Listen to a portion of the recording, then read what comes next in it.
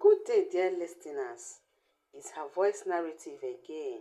I'm glad you're here with me. Please subscribe and like this video and listen to my video to the end. Let me know which city you are listening from. That way, I can see how far my story has traveled. My son-in-law hit me across the face in my own kitchen. I said nothing. I did not cry. I did not scream. I did not beg. I just looked at him with my hand pressed to my cheek and felt something inside me go very, very cold. The next morning, I put something inside an envelope and drove to his house.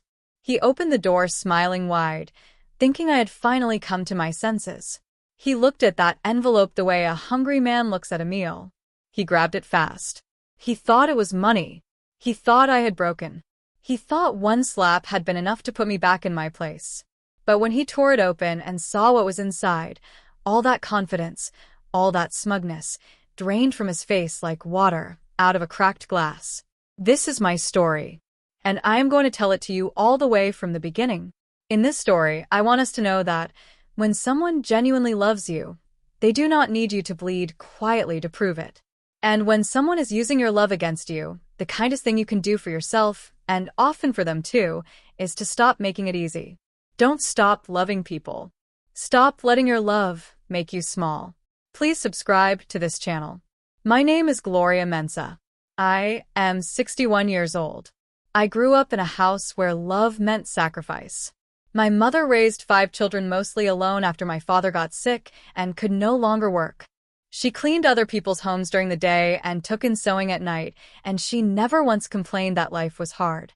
She just kept going one day at a time, one bill at a time, one prayer at a time. I learned everything I know about strength from watching that woman.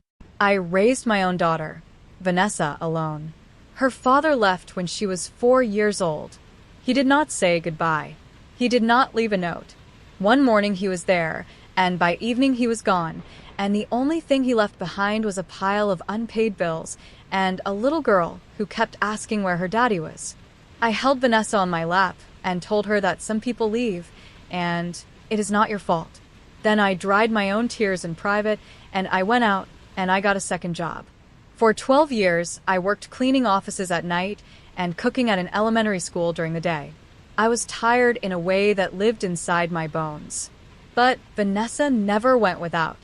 She had clean clothes and good food, and someone at every school performance clapping the loudest.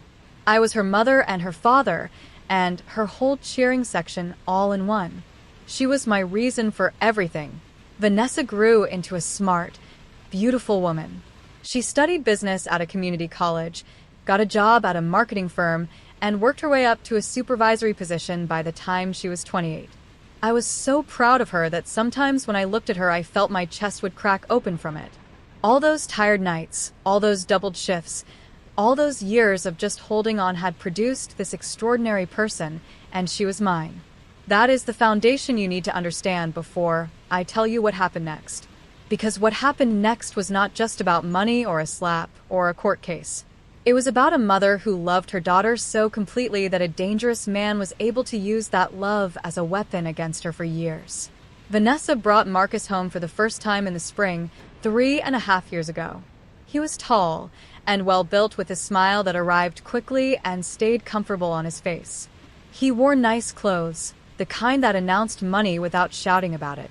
He shook my hand with both of his and called me Mama G before we had even finished introductions, like we had known each other for years, and he was just catching up. I noticed that he talked a great deal and listened very little, but I told myself that was just nerves. Meeting a girlfriend's mother for the first time can make anyone fill the silence. He talked about his consulting business, about clients he had helped, about deals he had navigated. Everything he said about himself was impressive. Too impressive, maybe. But I was looking at how Vanessa looked at him, and she looked happy in a way I had not seen in years. So I pushed my quiet unease down deep, and I smiled, and I put food on his plate.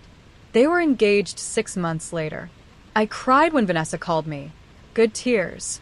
Happy tears. She deserved this. She had worked hard. She had been careful about who she let close. I thought she had chosen well. They set a wedding date for the following spring. Marcus said his family did not have a lot of money to contribute. His parents were older and living on a fixed income. He was trying to build his business, and cash was tight right now but would loosen up soon. He said it with such casual ease that I almost did not notice I was being asked for something. I paid for half the wedding. $20,000. I had been saving a small amount every month for years for Vanessa, for emergencies, for moments exactly like this. I gave it willingly. I watched my daughter walk down the aisle in the dress we had picked out together, and I thought, this is what all of it was for. Every tired morning, every missed dinner, every small sacrifice. This moment. The first request for money came 8 months after the wedding. Marcus came over alone one evening, without Vanessa. He sat at my kitchen table and explained that his car had broken down. The repair estimate was more than he had budgeted for. It was only $2,000 and he would pay it back within a month. He looked at me with that easy, confident smile and said, "Mama G, I would not ask if I was not in a real bind." I gave him the $2,000. I told myself that families help each other, that this was what it meant to have a son-in-law. He paid back $1,500 of it 5 months later and said the rest was coming. It never came. When I mentioned it once, gently, he said he had thought Vanessa already handled that and looked mildly confused, and the subject somehow slipped away before I understood how that had happened. The second request came 4 months after the first. $5,000 this time. A business opportunity he could not miss, a friend's startup that was going to take off. He had been watching it develop for a year, and the time to get in was now. He brought paperwork. It looked professional. He talked about it with such detailed confidence that I almost forgot I had already learned what his promises were worth. Vanessa was with him that time. She sat beside him and held my hand across the table and talked about their future, about the house they wanted to buy, about the children they were thinking about how this investment could make those things happen faster. She looked at me with the eyes of the little girl who used to crawl into my lap during thunderstorms, and I gave them the $5,000. The startup failed, Marcus said, 6 months later. He shrugged with genuine seeming regret. These things happen in business. I did not ask about the money again. I told myself he was family. I told myself I was investing in my daughter's happiness. But somewhere in the back of my mind, very quietly, something was beginning to feel wrong. Over the following 2 years, there were 3 more requests. Each one had a reason. Each one had urgency attached to it. A tax bill that had come at a bad time. A client who had not paid an invoice and left Marcus short for a vendor payment. A medical bill for Vanessa that the insurance had declined. The amounts ranged from $1,500 to $4,000. I gave every time. I kept a small notebook where I wrote the amounts down, dates and everything, not out of suspicion but out of the sense that someone in this situation should keep records. Looking back, now I can see the pattern clearly. But when you are inside it, when the person asking you looks like family, when the person beside him looks like your daughter, when each request seems reasonable in isolation, you do not always see the shape of the whole thing. You just see the moment in front of you, and you make a choice that feels like love. Then came the Thursday evening in October that changed everything. I had just gotten back from my sister Ruth's birthday dinner. It was a good evening, laughing and eating too much, the kind of night that fills you up. I had a bag of leftovers, and I was thinking about a hot bath and sleep. Then my phone rang. "Vanessa, come over, Mama. Marcus needs to talk to you." Her voice had a tight, careful sound to it, the sound of someone trying very hard to sound normal. I almost said I was tired and could it wait. I almost told her I would come the next day. But she was my daughter, and she asked, and so I drove over. Marcus was already at the kitchen table when I arrived. He had papers spread out in front of him, documents with numbers and charts. He had dressed nicely for this, which I noticed. He looked like a man who had been preparing his case for days. Vanessa sat down beside him. She did not look at me directly when I came in, just gestured to a chair. I sat down. I waited. Marcus leaned forward, folded his hands on the table, and said, "Mama G, I need $40,000. The number landed in that room like something thrown hard against a wall. I asked him what it was for. He talked for a long time. His consulting business was in serious trouble. He had lost 3 major clients in the past 4 months. He had a commercial lease he could not get out of, a staff member he had let go who was now threatening a wrongful termination suit, and a vendor who was demanding immediate payment for services already rendered. He had been trying to handle it quietly, but it had reached a point where, without $40,000, he would lose everything he had built. He said that if his business failed, Vanessa would suffer. He said their plans for a house, for a family, for any kind of stability, would be over. He said it all very calmly with the papers in front of him as evidence, like he was presenting a business case to an investor rather than asking his wife's mother to empty her savings. I asked how he planned to pay it back. He had an answer for that too. A new contract he was close to closing, projected to bring in enough to clear all of this within 18 months. He showed me a printout with numbers. I looked at the numbers. I looked at Vanessa. She was staring at the table. I told him I needed time to think. Something shifted in him then. The smooth professional manner cracked just slightly at the edges. He said there was no time. He said if I cared about Vanessa, I would not need time to think. He said a real mother who loved her daughter would not sit on her hands while her family went under. I stood up. I said I understood the urgency, and I would be in touch. I picked up my bag. I was already turning toward the door.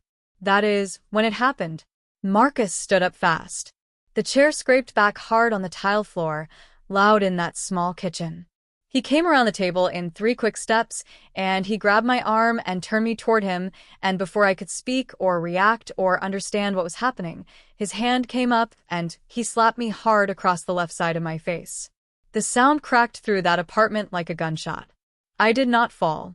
I grabbed the edge of the kitchen counter and held myself steady. My ear was ringing so loudly that for a moment the whole world went silent. Then the sounds came back slowly. The refrigerator humming. Music from somewhere else in the building. My own breathing, strange and fast. And a metallic taste in my mouth. I turned to look at my daughter. Vanessa was standing in the kitchen doorway. She had moved there at some point during the conversation, maybe when she sensed things were turning, but she had not gotten close enough to stop anything. Her hand was pressed over her mouth. Her eyes were enormous. She looked at me, and then she looked at Marcus, and then she looked back at me. She did not move toward me. She did not say his name in anger. She did not put herself between us. She just stood there, frozen, her hand over her mouth, while her mother stood in her kitchen with a red handprint rising on her face. I waited. I gave her 5 full seconds to choose. I counted them in my head. Even then, even in that moment, I was counting. She dropped her hand from her mouth. She looked at Marcus. Then she looked at me and said, "Mama, please, just help us. We really need this." Something inside me went very quiet. Not empty. Not broken. Just deeply, completely quiet. The kind of quiet that comes before a decision. I looked at Marcus. He was standing with his chest rising and falling fast, but his face was becoming smooth again, resettling into that comfortable, confident expression, because he thought it had worked. He thought the slap and the silence and my daughter's plea had accomplished what he needed. I looked at Vanessa one more time. She was still in the doorway. I picked up my bag from where it had fallen, and I walked to the door, and I left. I drove home with one hand on the wheel and one hand pressed against my cheek. I drove through dark streets, and I did not turn on the radio. I just sat with the silence, and the ache in my jaw, and the sound of that crack replaying in my head over and over. I did not cry. I was not going to cry yet. I pulled into my driveway and sat in the parked car for a long time. The porch light was on.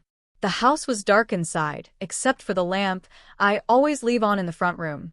I had left this same house a few hours earlier full of good food and laughter from my sister's birthday dinner. That felt like it had happened in another life. I went inside. I put the leftover bag on the counter without opening it. I filled a glass of water and drank it standing at the sink. I looked out the window at the dark street, and I thought very carefully about what had just happened and what it meant and what I was going to do about it. I am 61 years old. I have seen a great deal of life. I have buried people I loved. I have started over more than once. I know that the way you respond to a crisis matters as much as the crisis itself. Marcus had hit me because he thought fear would work where persuasion had not. He expected me to either call Vanessa crying, which would bring her to him, or call him angry and explosive, which would give him something to defend against. What he did not expect was silence. Steady, purposeful silence. That night, I made a decision. I was not going to react the way he expected.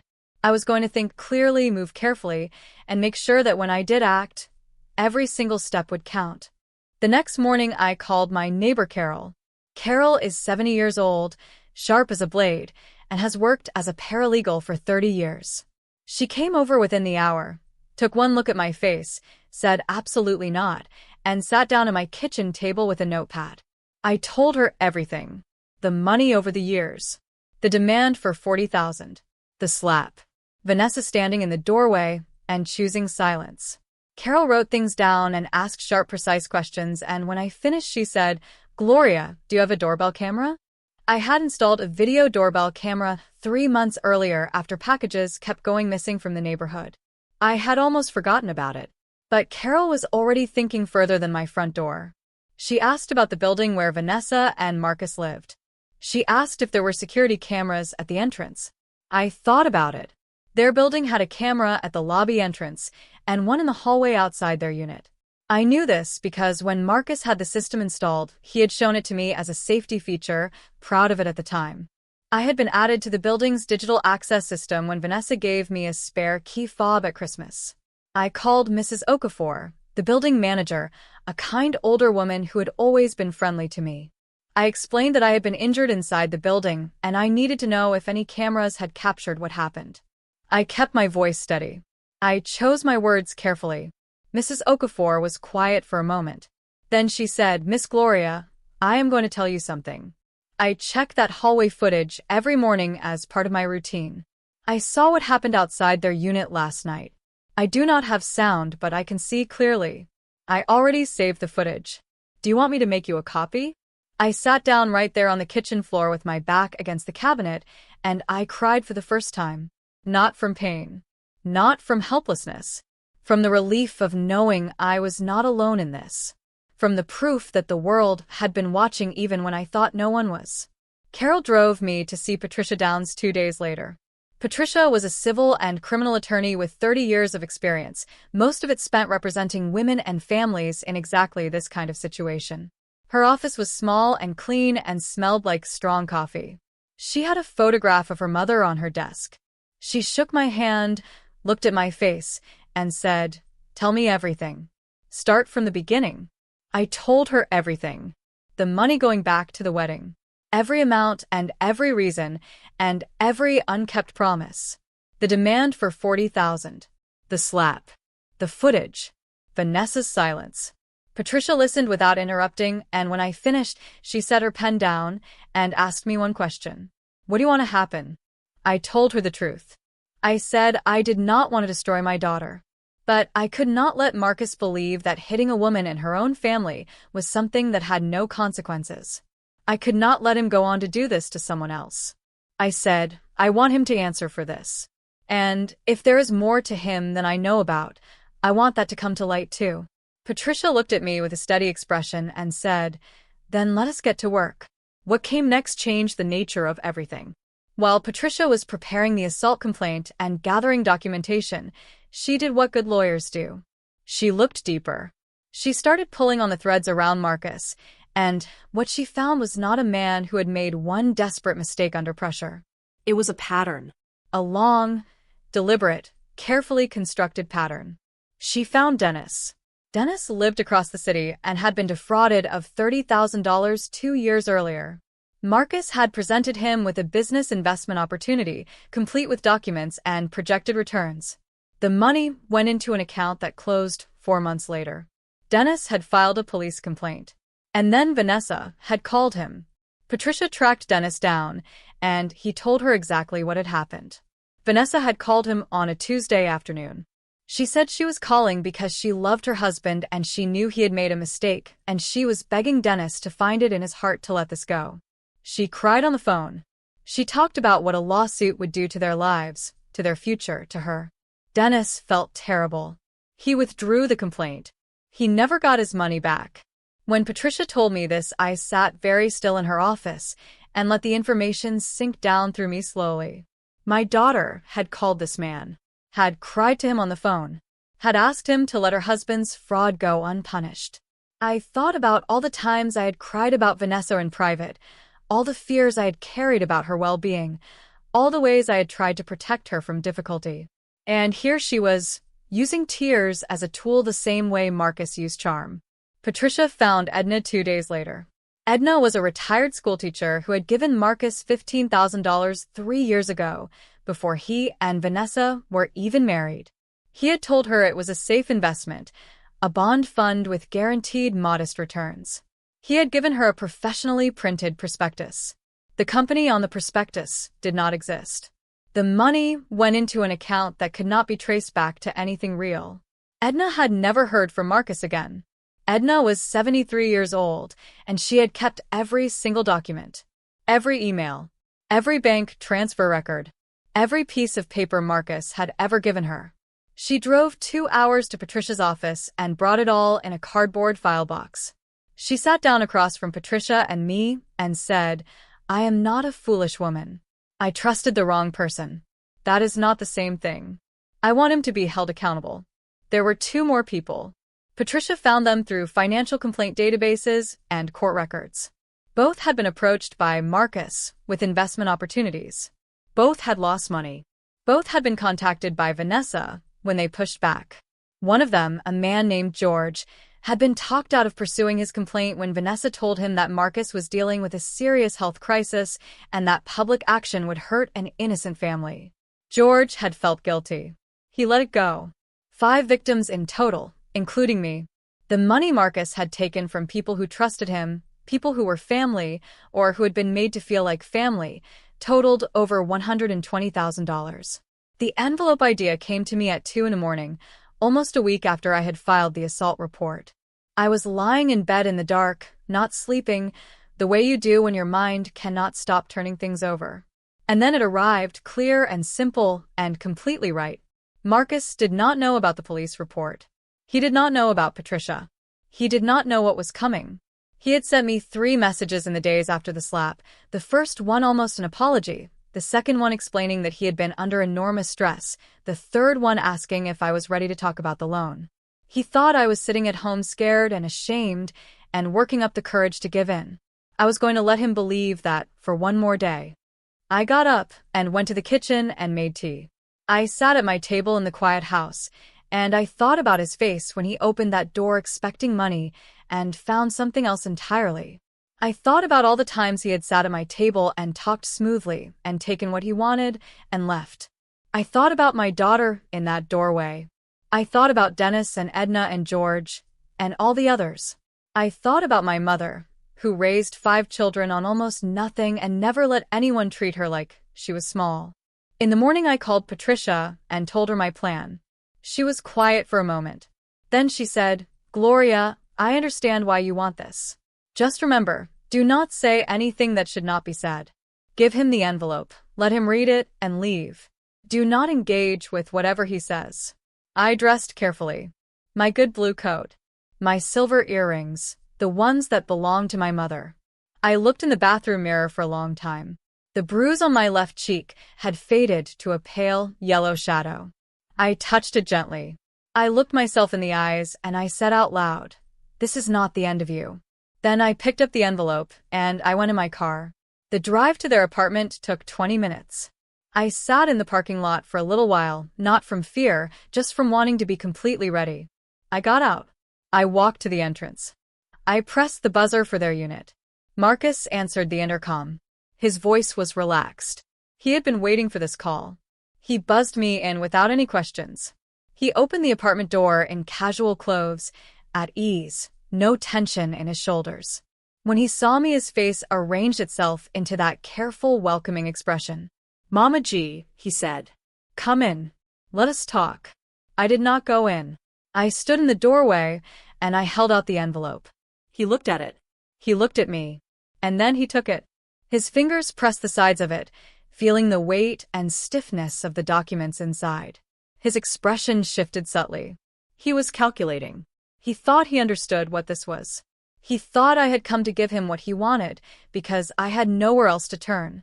He tore the envelope open right there in the doorway. I watched his face. I watched very carefully. He pulled out the pages and his eyes moved across them quickly, looking for a check, looking for numbers, looking for his money. And then his eyes slowed down. And then they stopped. And then the color left his face like someone had pulled a plug. Inside the envelope was a copy of the criminal assault complaint filed with the police, his full legal name at the top, the evidence listed including the building's security footage, and Mrs. Okafor's statement. Behind that was a civil notice from Patricia outlining the lawsuit for financial recovery, every amount, every date, going back years, a total of $62,000. And behind that was my handwritten note.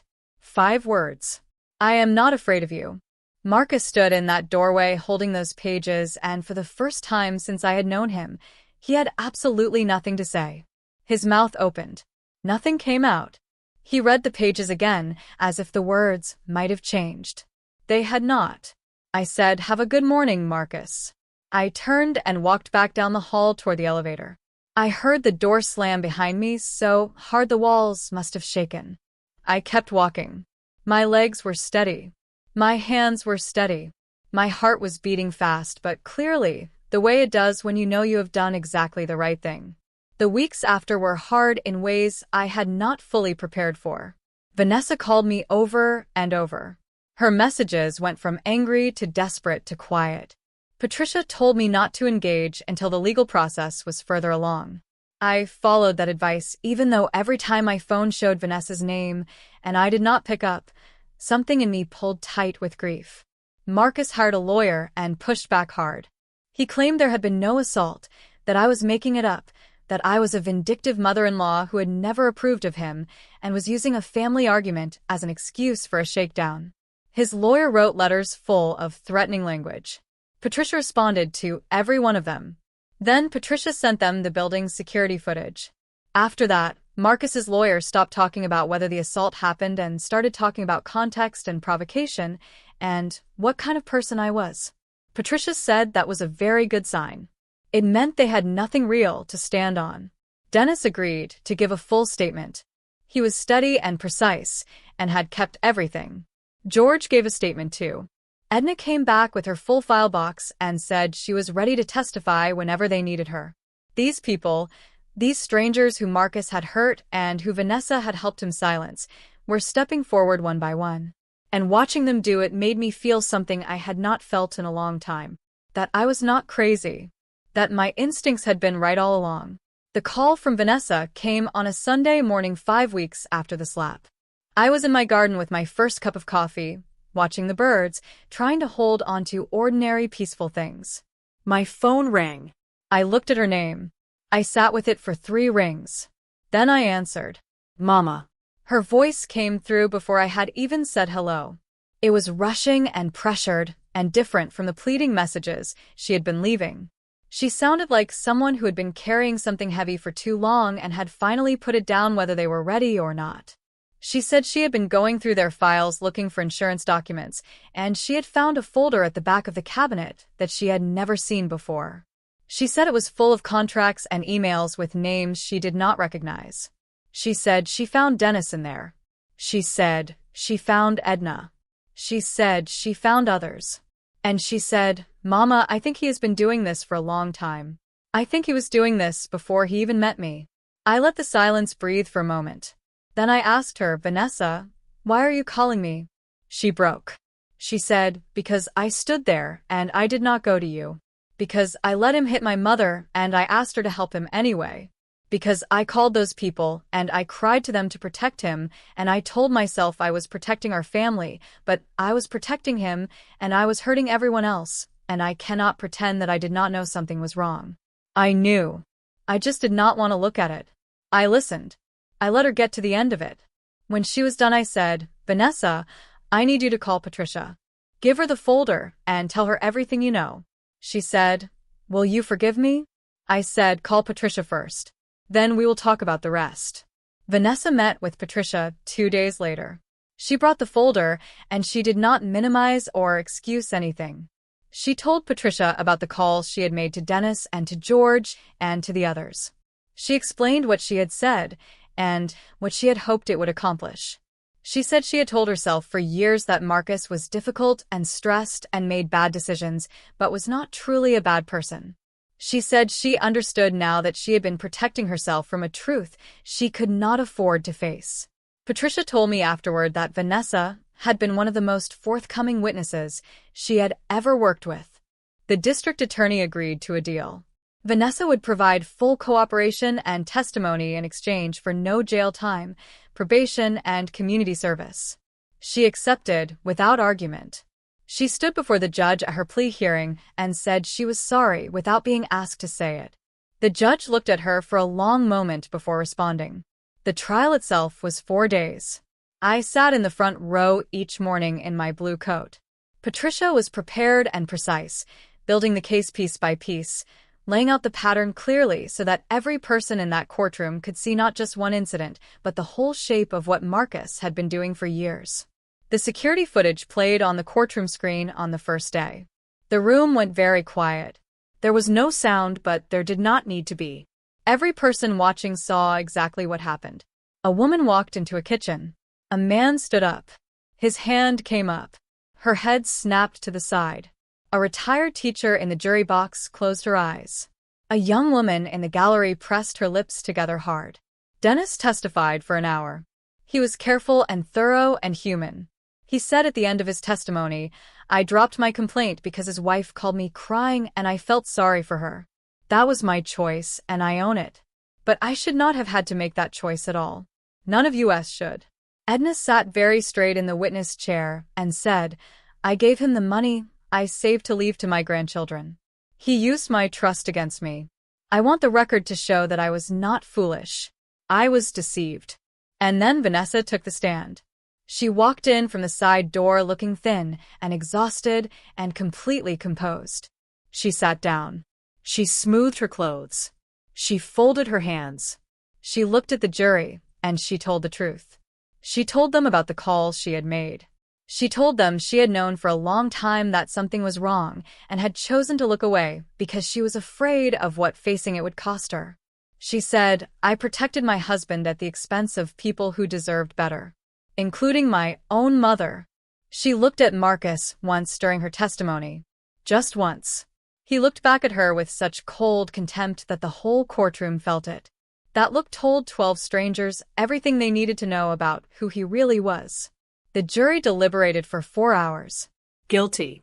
Marcus received 3 years in a state correctional facility.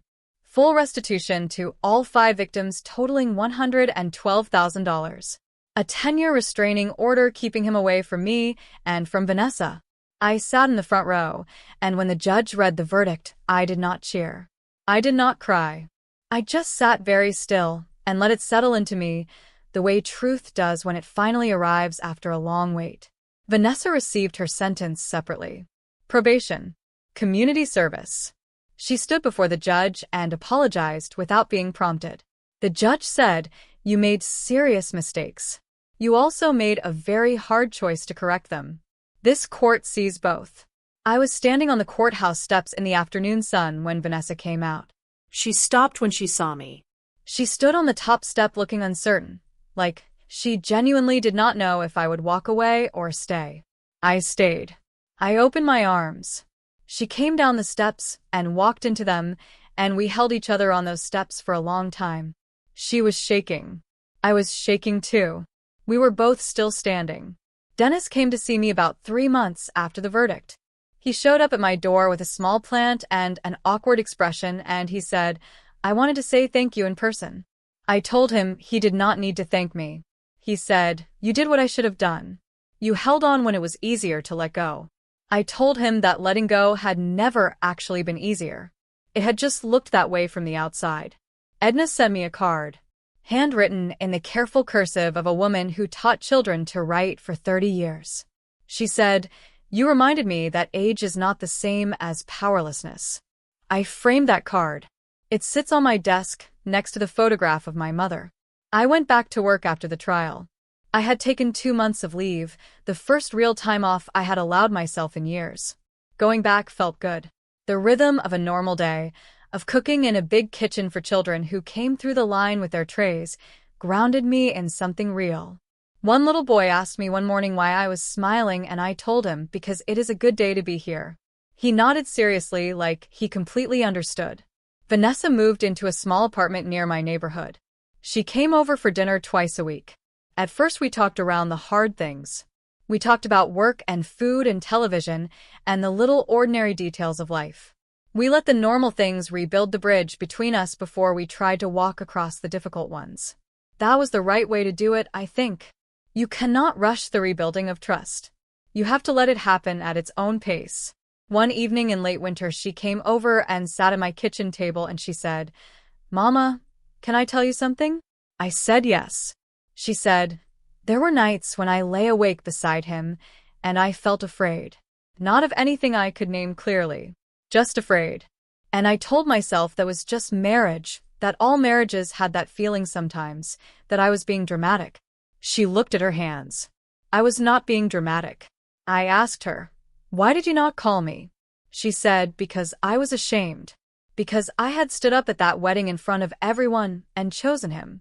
Because telling you the truth would have meant admitting that I had been wrong about something that mattered this much. And I could not do that. Not then."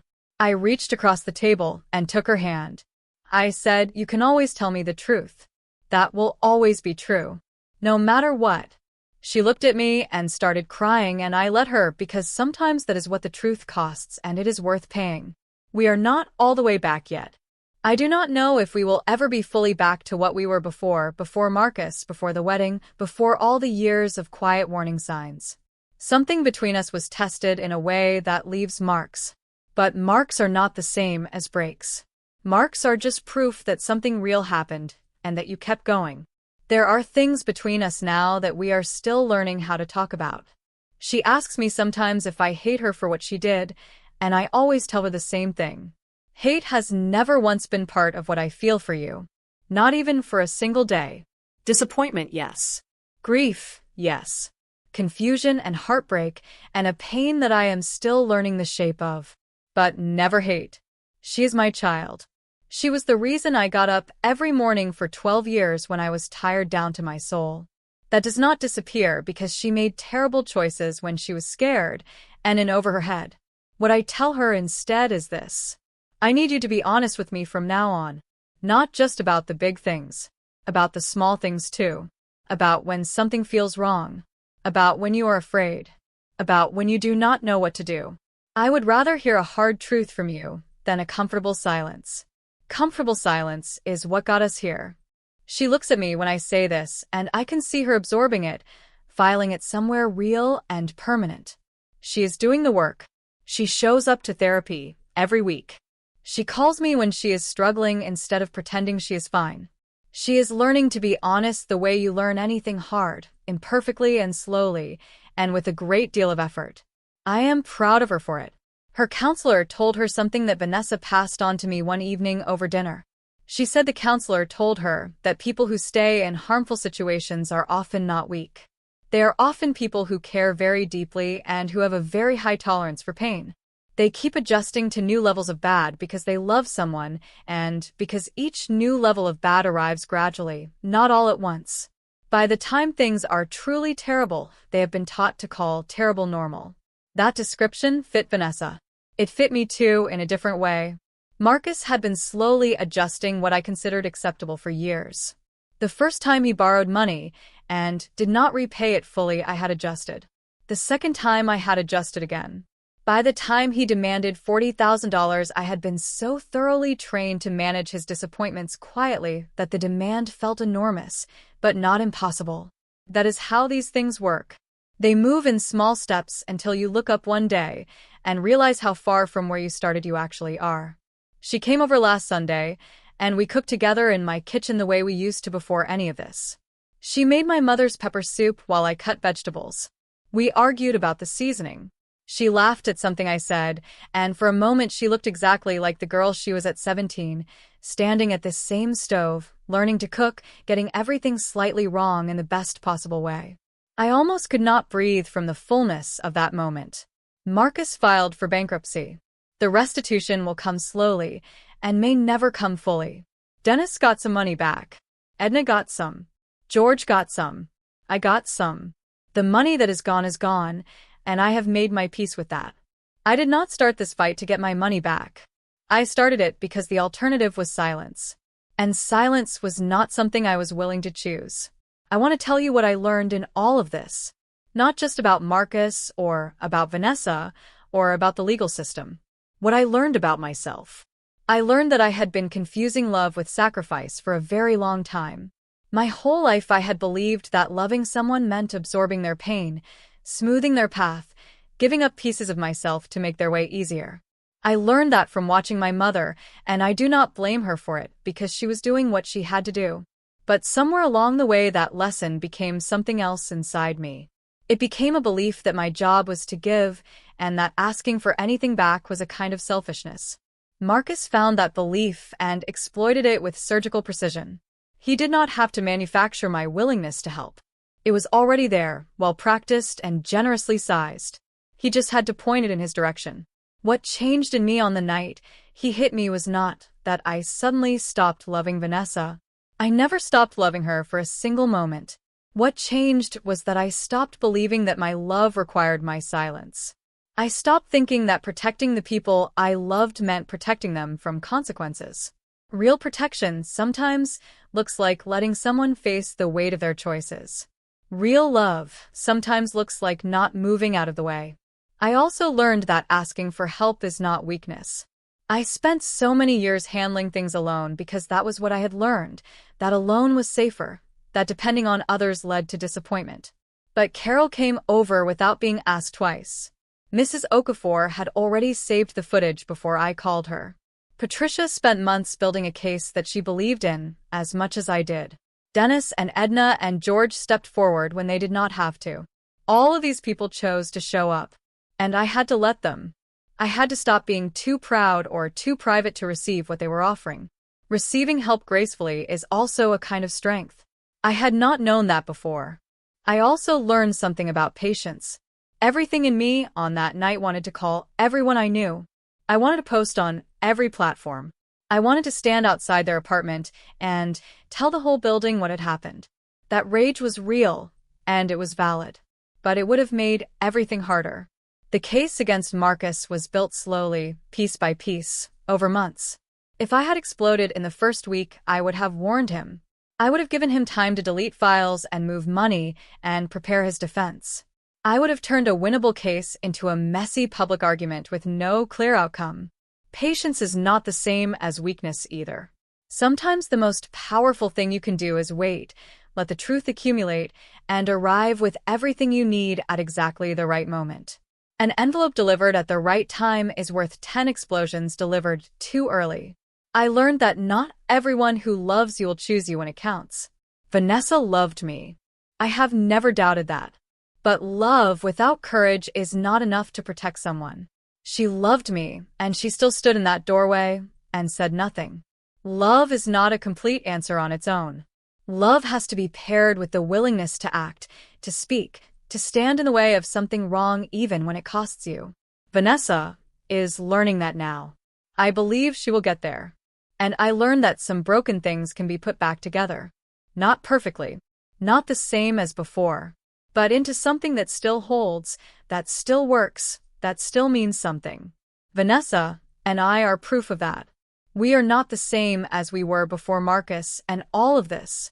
We cannot be. But we are still here at the same table, cooking the same soup, arguing about the same seasoning. That is not nothing. That is everything.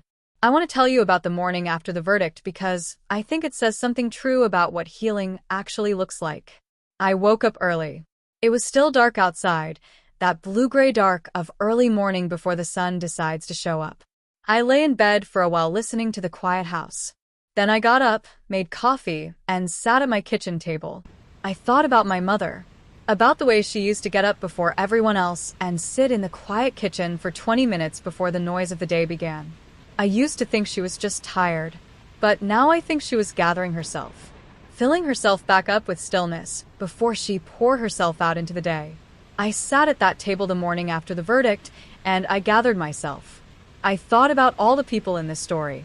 Dennis, who lost $30,000 and almost lost more before he chose to speak. Edna, 73 years old, driving 2 hours with her cardboard box of documents because she refused to be a victim who stayed silent.